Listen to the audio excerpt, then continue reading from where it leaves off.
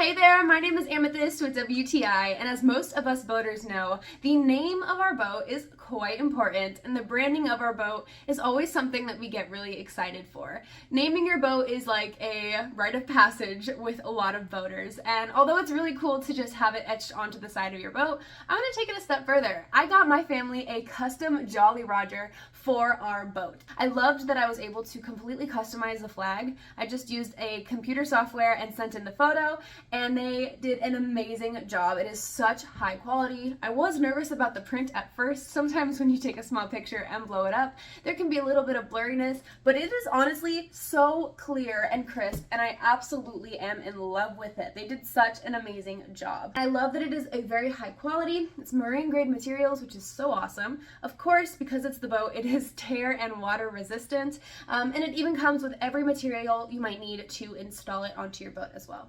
So if you have a friend who's got a boat, or you have a beloved boat yourself, and you want to take your naming up a step further, the branding of your boat, then I highly recommend you check out Better Boats. This would honestly make such an amazing gift for someone who has a boat, or you can gift it to yourself and get your boat some customized branding. And that is my point of view.